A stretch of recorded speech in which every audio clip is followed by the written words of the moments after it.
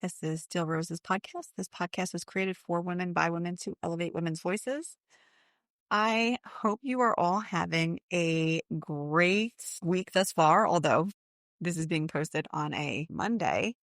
I hope you all had a great weekend. What I wanted to think about today for an episode is it actually kind of sparked based on my weekend and my visitors today. I started reflecting a little bit on things that I didn't do well enough or didn't do better when my kids were little and how the repercussions are kind of hitting me now.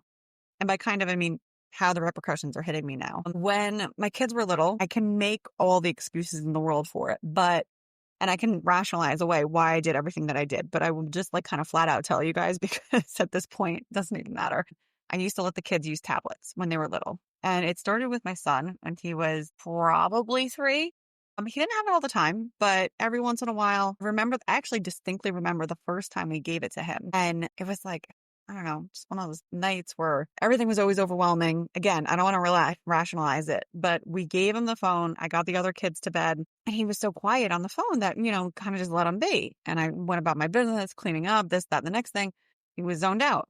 I didn't really think anything of it. And I was to be perfectly frank with you guys, I was grateful for the opportunity to be able to do other things and get things done because he was distracted. Now, at the time, I knew that there was literature that said digital devices for kids was not good. I was well aware of it, but I thought, once in a while, not a big deal. Even TV, not a big deal. They need something. I cannot be in their faces all the time. It's not possible for me to do that. I have to have some reprieve. So it started about when he was 3. Now, it didn't really pick up until he was a little bit older, the device use. And of course, at that point, sisters started doing it too. After a certain point, I did know that it was not doing them any favors, and it was actually harmful for them to be using their electronic devices. So, they would have limited time or it was only at certain times they were allowed to use it. But again, I do realize, and I'm going to admit this up front, I know that what happened here and me letting them use it because I needed a little bit of a reprieve did them no favors. And it really was harmful for them. And now that they're older, the repercussions of this have been pretty significant because they're so attached to having a device that taking it away from them is almost like watching a drug addict detox. And I know that sounds kind of severe, but I'm sure a lot of mothers are kind of nodding along at this point. Like, yeah, that's how my kid is too. You'll know if your kid is basically addicted to their device if they get really violent and aggressive and if they are really acting out and get really depressed and stuff when they don't have it. When you take it away initially and there's this moment of they're coming down from this high, that is actually what it is. They're coming down from a high. And the dopamine and serotonin that's being released into their brains when they're using these devices is really bad for them because now they're in a situation where they don't know how to regulate themselves. They don't know how to do it. And they've been exposed to these devices. And now we have this problem. So even now, as I sit here, we had a small problem today. We had visitors over at the house and the kids all found out about some update happening to one of their favorite games.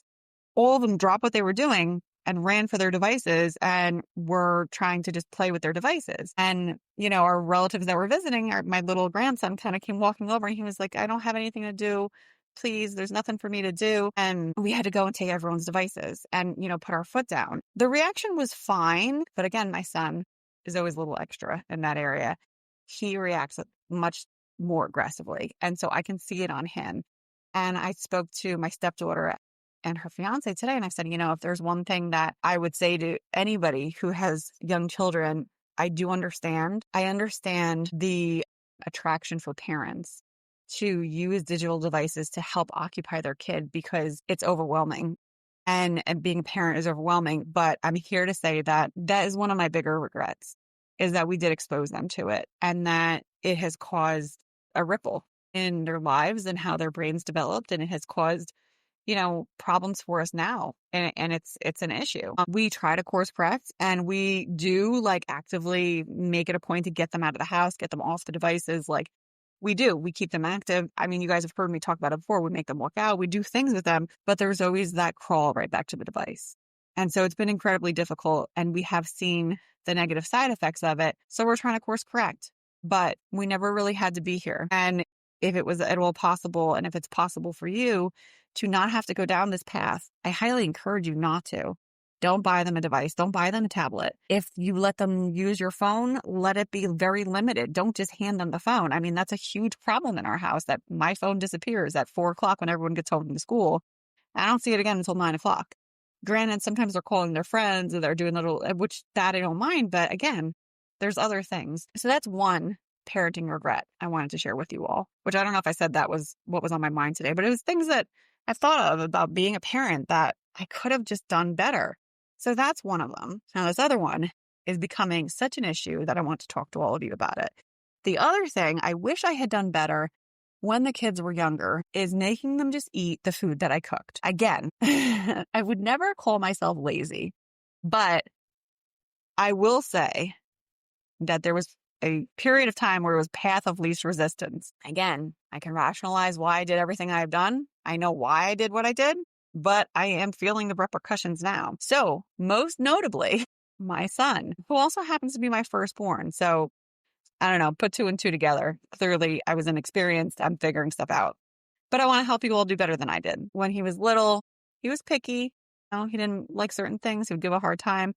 I let it slide because, again, in the interest of my sanity, I was like, oh, fine, you just want chicken nuggets. Fine, I'll just give you chicken nuggets. I'll buy the nice chicken nuggets. Like, I would cave quite a bit on the food because I just wanted him to eat. So I would let him just, fine, you just want a piece of bread with butter? Okay, no problem.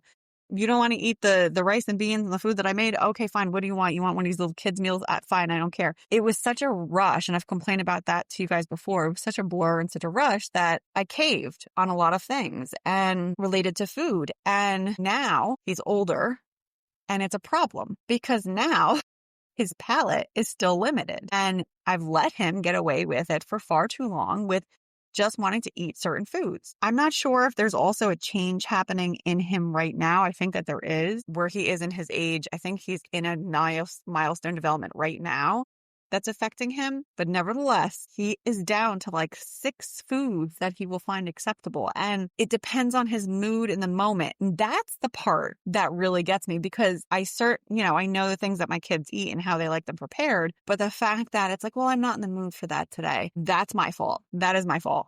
And I solely, wholly take responsibility for that horrible habit that I used to make like 3 different dinners. And I know I was in the habit of it anyway because of me and how my eating habits are. But now I'm in this position of, well, I cook food that I know my husband will eat and I think the girls might eat. But then I always have to make something extra because I know he's not going to eat it. And chances are one of the twins might not eat it. And so I've made it a habit of, oh, well, I'll just make this extra dish. Well, now I'm screwed because on the nights that I'm super tired or I'm low on groceries and I have to just use what's in the house, I have people now here that are like, well, Mom, I don't understand. Make me what I want. I don't want to eat this. I'm just not going to eat. I'll just eat crackers. This is a problem. I'm trying to deal with this now. And it is a problem because I made it a problem. I let this happen. Had I put my foot down when they were younger and just forced them to eat it and say, like, look, this is dinner. You don't eat this. You don't get anything. I wouldn't be in this position. I could not hold out on that one. I failed there. Don't fail there. Stick to your guns is really the key takeaway here. I want you to do better than me on this. So in terms of electronic devices, if you can avoid it at all costs. It is terrible for our children, horrible for their brains, and it is highly addictive. Food, make them try or make them eat everything that you cook because their palates are so restricted. And if you don't expand it, you're also going to be in a bad situation where they will not eat food. And it will be painful even taking them out to eat because they're not going to want to eat anything on the menu. It's going to be a problem. So I'll leave you with those 2 ones. Not one thing positive, but one of the major things that my husband and I positively did with our children, and I've talked to you guys about that before, is the communication factor. We are highly communicative with the kids. We do not dumb anything down for them. We explain it to them. I use my regular language that I use every single day at my job and with adults. I use it with my kids. I don't sugarcoat anything. I don't distill it down. The only thing I've distilled down is when they've asked me about how do babies get into my belly. That I distill down. But for the most part, I shoot them straight. You ask me a question, I'm going to ask you how detailed you want me to go, and I'm going to give you the full answer. when they get in trouble, we explain to them why they're in trouble. They get punished, but we explain it to them and make them understand, like, you have to understand the logic here. I will need you to hear me on this. Getting them to understand a different perspective and a different way of viewing things, highly critical.